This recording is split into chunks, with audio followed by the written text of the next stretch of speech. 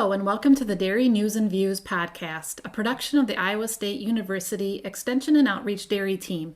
Our podcast covers current educational, research, and industry tools available to produce the highest quality dairy products efficiently and effectively. In this episode, we will visit with Iowa State University Extension and Outreach Dairy Field Specialist, Dr. Larry Tranel and Jen Bentley. We will discuss how to communicate with our kiddos during these stressful times and explain the changes they see around them with Larry. Then Jen will share how Dairy Girl can help dairy women use techniques to help themselves and their families. I'm Fred Hall, Dairy Field Specialist. I hope you enjoy this episode. Larry, we have lots of stress on dairy and other farms. Farm youth have varying degrees of mastery to deal with the opportunities and the stressors of life right now. Learning opportunities abound on the farm, but growing up on a farm can also bring challenges. You said challenges and stress are normal and can be healthy as they can push youth to do things that promote healthy growth. How can we help kids in this process of dealing and overcoming challenges that can help provide deeper meaning in their life and help youth develop the life skill of mastery along the way? Well, Fred, I think our first response is often that we want to protect our kids from problems or even deal with the problems for them, as we don't want to see our kids get hurt. So instead, how do we help them become more resilient and help them master and deal with and overcome the problem itself? So mastery is the ability to conceptualize and actually solving a problem, to have them create a project, to succeed at it, to communicate an idea, to achieve, let's say, some kind of a life skill, or to use a skill to deal with or better manage some kind of a situation. And so the aim is to help them develop this mastery over life's times, but even especially during their down times. For example, one skill that I hope kids learn to master is that power of positive reality. So it's a mindset we can use to help youth use the power of focus that hopefully leads to a power of positive definition of who they are. So if we can help them focus and help them define who they are, that tends to lead to a more positive reality in their lives. And so if we can help kids manage that and maintain a positive focus even through those tough times, and that can lead them to having a positive definition of themselves and who they are in their situation, even in tough times, which hopefully then should translate into a more positive reality, even in tough times. So if we can help youth master situations in a positive way, it goes a long way to creating kids who are more resilient to stress and tough times, whether it be on the farm or later on in life. Larry, I've heard you speak about parenting now a few times, where many parents have an aim not to want our kids to feel bad or experience negative emotions. What do you say to parents wanting to develop resilient, positive kids? Well, Fred, we often try to talk to kids until we're sometimes blue in the face about this or that, but I think the best parenting skill that we have is how do we remodel in ourselves resilient, positive behaviors, because they'll often learn a lot more about our actions than they will from our speeches. So well-adjusted youth, they tend to come from well-adjusted parents. So modeling behavior is undoubtedly the key. So as kids witness unhealthy conflict due to a farm or a family stressful situation, that can be kind of harmful, or any kind of a source of unhealthy perspectives that may get rooted in a child's mind forever when they see that. So farm and family stress can cause youth to be anxious, sometimes even a little bit scared, maybe losing a little bit of sleep. They might respond by acting out or turning inward, not socializing with others, having trouble interacting or concentrating, or if they ever get back to school, actually performing in school or elsewhere. So I always like to chuckle about this, but if your son or daughter yells back and or slams the door, I just like to ask myself, I wonder where they might have learned that behavior at. So again, modeling behavior is kind of key. So all families, we realize, have some conflict and challenges, or I say they're not normal. It's how we deal with it that I think is the important thing. So model healthy behavior as parents during conflict, challenges, and stress can go a long way into help the kids as well. I also like to say that positive thoughts are a precursor to positive feelings, and thus positive actions and also their behaviors. So it's more important, I think, to deal with the youth's thoughts more so than the feelings. A few child psychologists would agree with me on that, as parents often give overt attention to a child's feelings, sometimes at the expense of a well-adjusted thought process to help them deal with their feelings better. So it's important to empathize with youth rather than sympathize with them, because the former tends to help them with understanding their situation when we empathize with them. Sympathy, the latter, tends to help them feel sorry for themselves over time. But we realize that in times of grief, when things are really bad, the sympathy may be the needed form of compassion at the time. So how do we acknowledge their thoughts? By saying things like, well, I understand, or you seem to be thinking this. And how do we empathize with their feelings that, I sense this must be going on, or you must feel this about that. So a good skill to consider is to acknowledge thoughts and try to help them be positive, and then empathize with their feelings rather than helping them feel bad about that this situation is happening to them, or they feel sorry for themselves. Larry, communicating with youth under stress isn't an easy task. I suspect its success is a product of good relationships built early in life. Success of relationships is a product of good communications. Thus, it's a catch-22 situation, needing what you refer to as talk plan.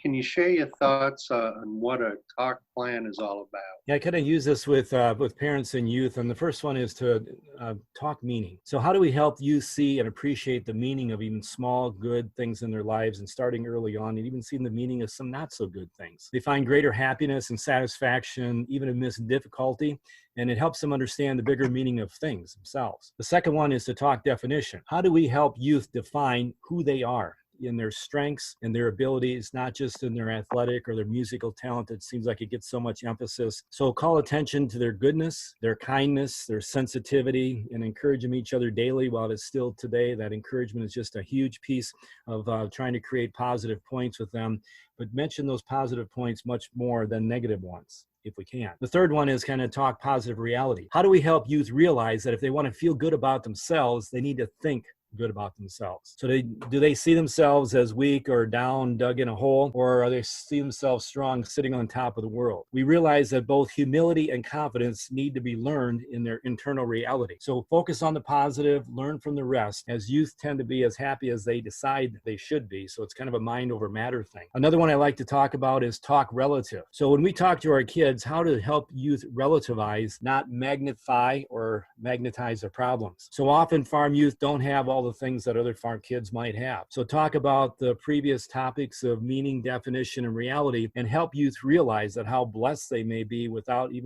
things in comparison to other youth, whether it be here or around the world. A fifth one I like to talk about is to talk respect. How do we help youth develop humility and thus develop a sense of respect for others and develop a sense of respect for the world around them? Understanding that respect for parents, teachers, coaches, other role models, 4-H leaders, whatever, and barring any wrongdoing, it creates a value of humility within oneself towards others. So humility is often a more important interpersonal value than pride for communication skills later in life, but everybody seems like they want to just develop so much pride in their kids and have their kids be prideful.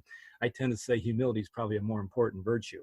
The next one is talk joy. How do we help youth experience joy in relationships? By being genuine with them themselves, using eye contact when we talk to them, focusing on it when they're talking to us, which means not letting cell phones and other types of technology get in the way. Be appreciative and talk to them with an attitude of gratitude that they are your child. Being accepting yet disciplined in what we think is the difference between right and wrong. Being joyful and looking at the blessings, and even in sorrow, and joking around as appropriate.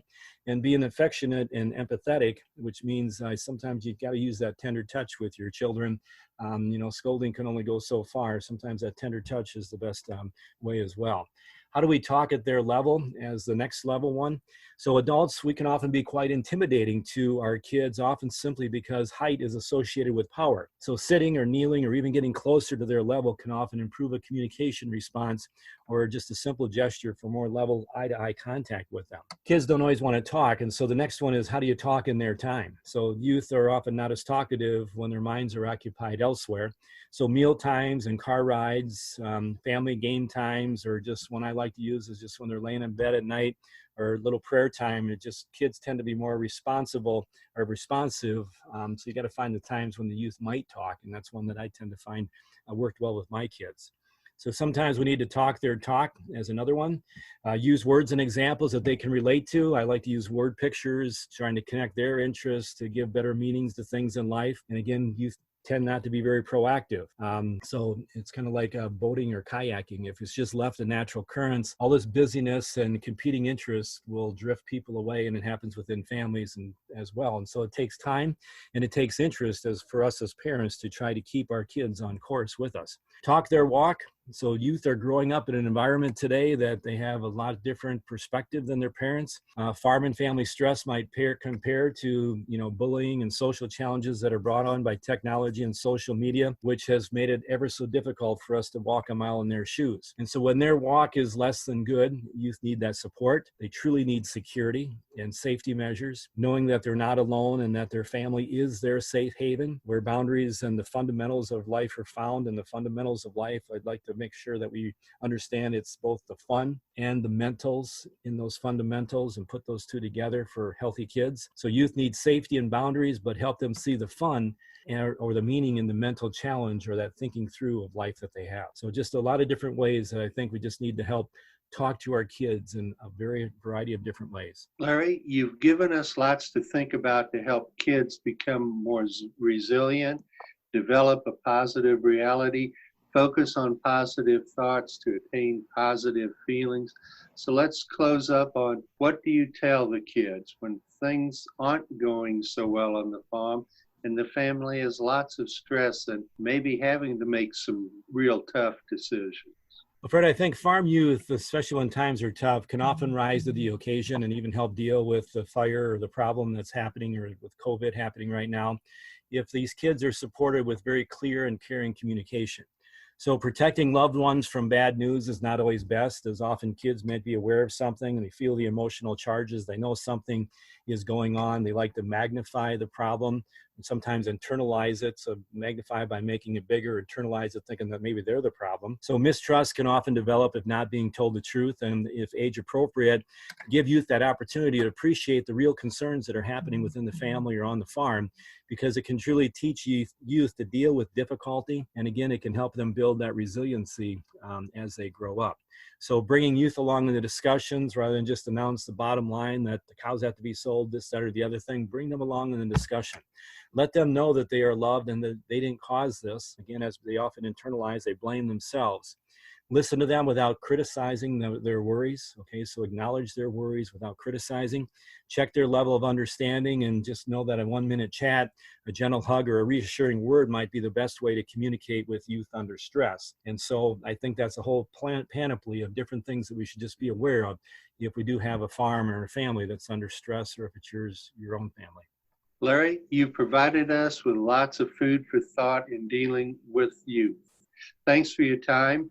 And we now will be turning to our colleague, Jen Bentley. Jen, dairy farming has been a challenge, to say the least, for the last 5 years. And dairy women are increasingly playing more and more roles on the farm, from managing the day-to-day dairy herd activities to field work to managing the books, coupled with traditional roles, including the kids, household, and community. It can be very stressful just with those roles. Certainly, Fred, those, responsibilities in itself can be stressful. And then, currently right now we've added in COVID-19 pandemic, and that's added another layer of worry and stress. So all these things that you mentioned are definitely weighing on their minds. So dairy women may have added some additional roles to their plates, learning how to practice social distancing, as we all have, and then trying to teach that to our kids or other family members, maybe having to plan out daily schoolwork, making meal plans a week, maybe even a week in advance, to limit trips to town. And then also, wearing a mask to run errands, and just feeling like everything we touch is contaminated. So it's a lot more to think about during these times. And, sometimes these can be added stressors that go along with it. So much has changed. And, even just the way we communicate with our family members, learning a new technology such as Zoom, like we are today. We're on a Zoom call to make sure we're checking in with people, maybe our family, our neighbors. This list could go on, Fred, but there's definitely some added stress here. Jen, many are stressed about all of this, and rightly so. Our world's been flipped upside down. But what if we took this opportunity to realize how grateful we are to have some unexpected opportunities with those that we are spending a little more time with these days. For sure, Fred. We're definitely spending more time with many of our family members. School may be canceled for the year, but this also gives us time to reflect on how our families communicate, how we teach our families to practice empathy, build family connections, maybe get more creative in entertainment, reading a book, or just simply handwriting a letter to someone they care about. So these are oftentimes skills that, we might take for granted otherwise, but we're learning to renew those. So there's many things that we can be grateful for about every day. And then, just trying to take time to enjoy those simple things. I think those are key to just unwinding and maybe de-stressing a little bit. Family dairy farms are, filled with many future generations, and they're working side by side every day. Yet many days we take it for granted in those daily chores because we're just so focused on what needs to be done. So I challenge those farmers today to take some time to notice how it feels to work with your family. Those are all good thoughts, Jen. I think it can be as simple as noticing the birds or the way the fields are greening up, or sharing those moments with family members.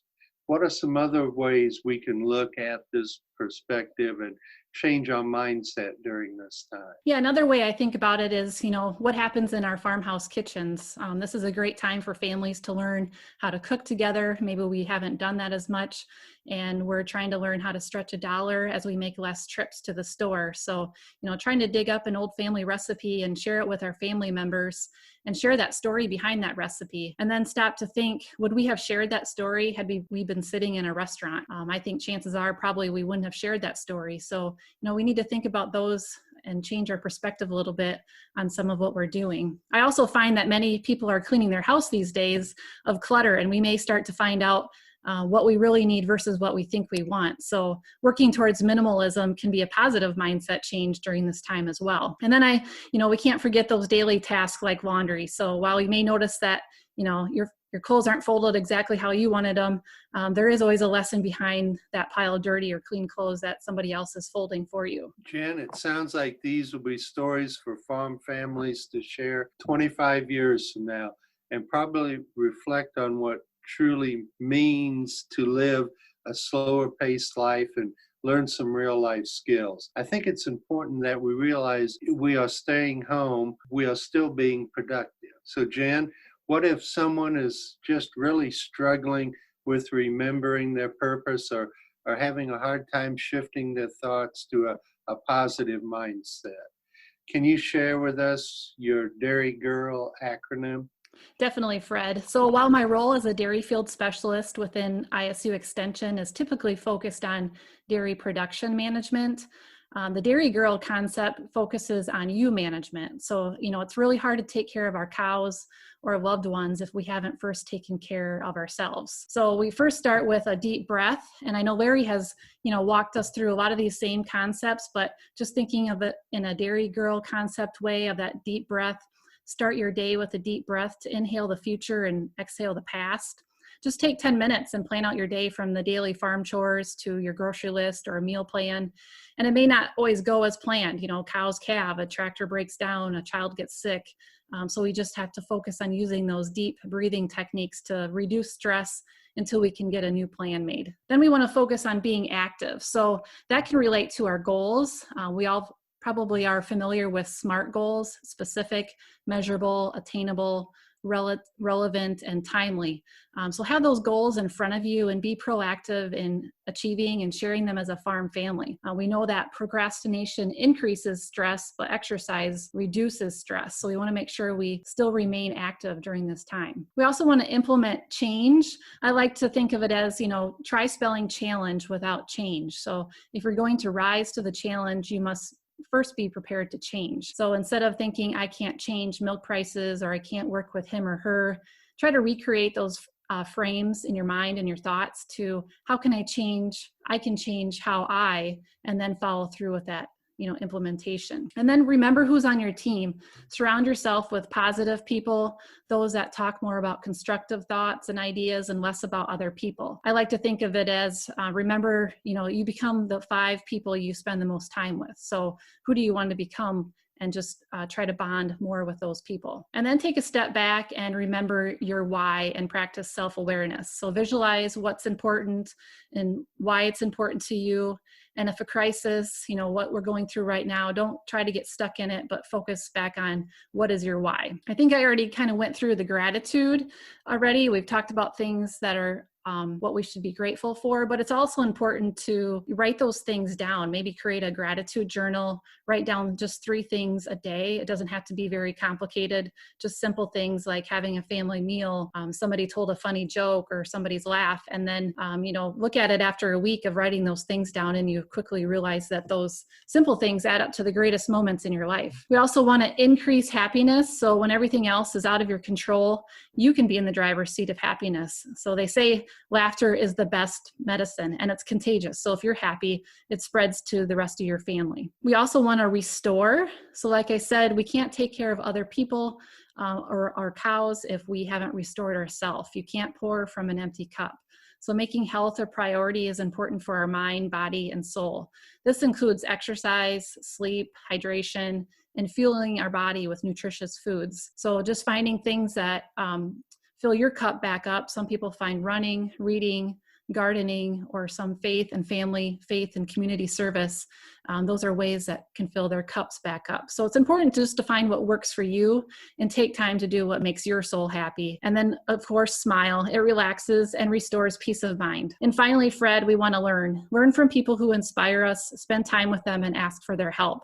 Learning, especially during this time, to help others, it tends to make us feel most human. So actively share your goals with your family members, and also learn about their goals and help them towards their goals as well. So that's kind of the nutshell of the Dairy Girl acronym. And I find it very useful if I, have kind of maybe step back from a positive mindset and kind of regroup and go through this, and it seems to get myself reset. Larry and Jen, I want to thank you both for being on the show here today. While this is some of the most trying times in the dairy industry, this show has provided ideas to help protect the health and welfare of our most valuable asset, our family. Iowa Extension specialists are always available to provide research-based help to protect your families and the health of your dairy operations. Thank you for joining us today, and we're looking forward to another discussion on dairy news and views from ISU. This institution is an equal opportunity provider. For the full non-discrimination statement or combination inquiries, go to www.extension.iastate.edu/diversity/EXT.